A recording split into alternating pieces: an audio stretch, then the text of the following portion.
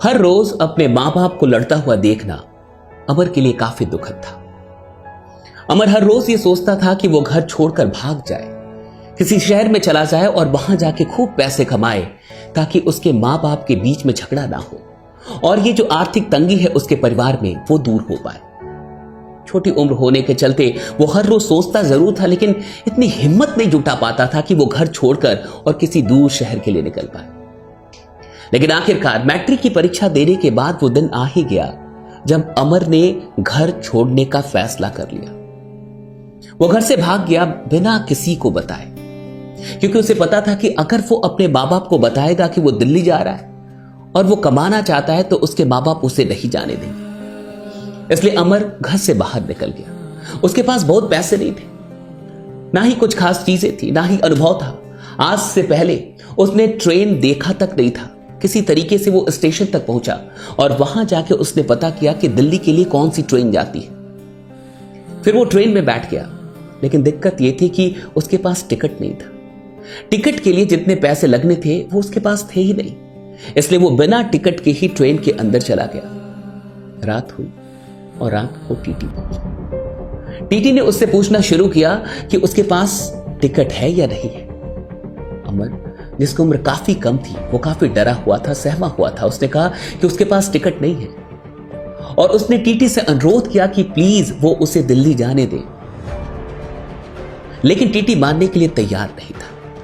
वो उससे टिकट मांग रहा था और टिकट ना होने पे वो उससे पैसे मांग रहा था कि उसे फाइन भरने होंगे या तो ट्रेन से उतरना होगा। अमर के आंखों में आंसू थे, उसे कुछ नहीं समझ में आ रहा था कि वो क्या करे, और इस चीज को एक बगल में बैठा हुआ इंसान देख रहा था।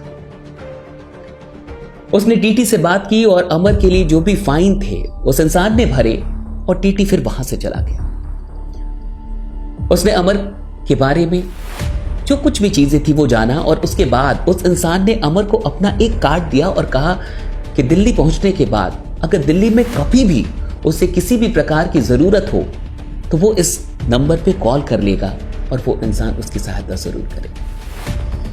अमर दिल्ली तो जा रहा था, लेकिन वो दिल्ली अपने दूर के एक अंकल के घर जा रहा था, दूर के रिश्तेदार। अंकल को भी नहीं पता था कि वो भाग के आ रहा है। किसी तरीके से जब वो दिल्ली पहुंचा और उनके घर पहुंचा तो उसने इस बात का जिक्र नहीं किया कि वो भाग के आ रहा है। उसे सिर्फ इतना कहा कि उसे कोई छोटा मोटा काम दिला दे, वो कुछ करना चाहता है। दिल्ली जैसे शहर में जब कोई इंसान किसी के घर पे आता है तो बड़ा मुश्किल है कि दिल से उसका स्वागत हो पाए। अंकल और उनकी फैमिली को किसी तरीके से उसके आने की कोई खुशी नहीं थी, क्योंकि वो ऐसे भी दूर के रिश्तेदार थे। लेकिन चूंकि अमर ने काफी रिक्वेस्ट किया, इसलिए उसके अंकल ने उसे एक काम दिला दिया। यह काम था कार को साफ करने का। जहां कार की सफाई होती थी वहीं पे उसे एक छोटा सा काम मिल गया कि उसे भी कार को साफ करना है। लेकिन उसके अंकल ने एक बड़ी चाल चली। वो उसे इस काम के लिए सिर्फ 1000 रुपया ही देते थे, जबकि कार वाला इससे कहीं अधिक पैसा अमर के लिए उनके अंकल को देता था। लेकिन अंकल अमर को सिर्फ 1000 रुपये देते। जब कुछ महीनों के बाद अमर को यह बात पता चली तो अमर ने सोचा कि क्यों ना एक बार वो अंकल से पूछ ले, क्योंकि उसे इस बात का विश्वास ना था कि उसके अंकल उसे सिर्फ 1000 रुपये देते हैं और बाकी के कई हजार रुपये वो अपने पास रख लेते हैं। जब अमर ने अपने अंकल से इस बारे में बात की तो अंकल इतने गुस्सा हुए कि उसे घर से बाहर निकाल दिया और वहां भी जहां वो जॉब करता था वहां भी मना कर दिया कि उसे जॉब से निकाल देना है। अब उसे जॉब नहीं करने देना है, उसे किसी प्रकार से काम नहीं करने देना है। अगले ही दिन अमर को वहां से भी निकाल दिया गया और इस दिल्ली जैसे बड़े शहर में वो एक बार बिल्कुल अकेला हो गया था और उसके पास कहीं रहने का कोई ठिकाना नहीं था।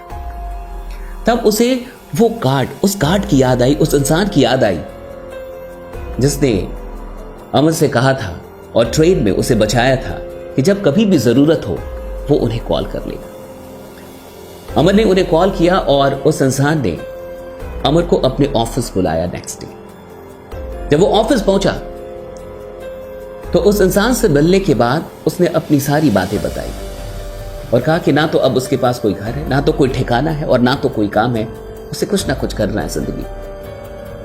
उस इंसान ने अमर को काम बताया और वो इंसान कोई और नहीं था, वो नेटवर्क मार्केटिंग का एक सक्सेसफुल लीडर था।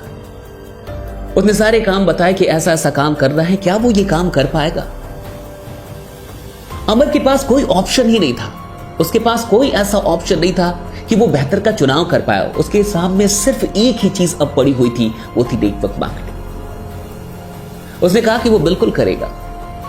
वो रात भर उसी ऑफिस में रह जाता था, उनकी ऑफिस में रहता था, सुबह जग के जल्दी तैयार हो जाता था और दिन भर प्रोस्पेक्टिंग करता था, लोगों से मिलता था और लोगों को प्लान के बारे में बताता था। धीरे धीरे करके उसकी टीम बनने लगी, उसे अच्छे लोग मिलने लगे और दिल्ली जैसे शहर में उसकी टीम काफी तेजी से आगे बढ़ने लगी।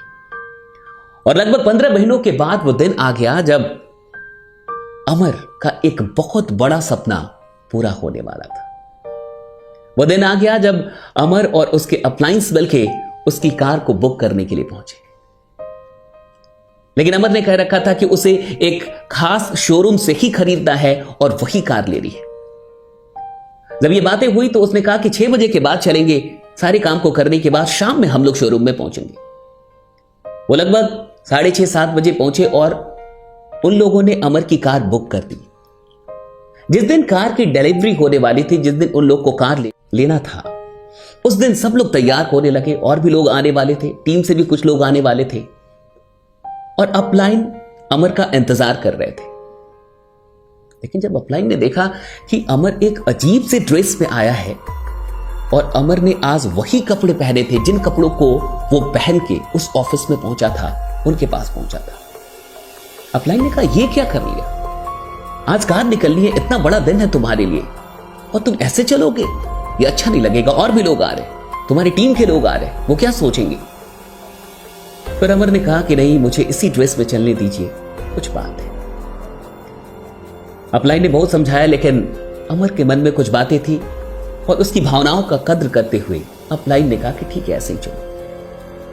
जब सारे लोग शोरूम के पास पहुंच गए तो अमर ने कहा कि आप लोग अंदर जाइए, मैं कुछ देर के लिए बाहर खड़ा रहूंगा।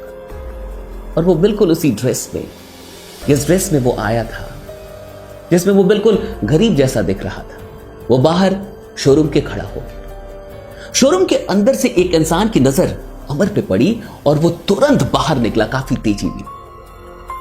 और जैसे ही वो बाहर निकला और अमर के पास पहुंचा, उसने अमर को देखते हुए, गुस्से में देखते हुए कहा कि तुम फिर यहां पे आ गए, अब किस लिए तुम आए?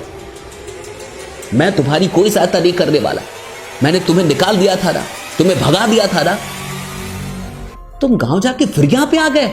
देखो, कोई ड्रामा नहीं चाहिए, कोई सीन नहीं चाहिए। अगर 100-200 रुपए चाहिए तो ये लो और यहां से दफा हो जाओ। यहां किसी को बताना नहीं कि मैं तुम्हारा अंकल हूं, मुझे कोई ड्रामा नहीं चाहिए। अमर ने बिना कुछ कहे ये बातें सुन ली और उसके बाद वो वहां से चला गया। 10-20 मिनट के बाद अमर फिर लौट के आया, लेकिन इस बार जब वो लौट के आया तो वो बिल्कुल अलग ड्रेस में था। वो बिल्कुल फॉर्मल ड्रेस में था, सूट में था, टाई में था और वो एक जेंटलमैन की तरह शोरूम के अंदर घुसा। उसके अंकल उसी शोरूम में एक सेल्स एग्जीक्यूटिव थे और वो बाहर से आता हुआ जब अंदर पहुंचा तो उसके अंकल अंदर थे और वो बड़े गौर से देख रहे थे और उनकी आंखें खुली की खुली रह गई कि आखिर ये क्या हो गया। एक पल के लिए उनकी आंखों को विश्वास नहीं हुआ कि वो अमर को देख रहे हैं। फिर उन्हें लगा कि कोई बात नहीं है, हो सकता है कुछ अच्छे लोग इसको मिल गए हो और किसी और की कार निकलने वाली होगी और ये आ गया होगा।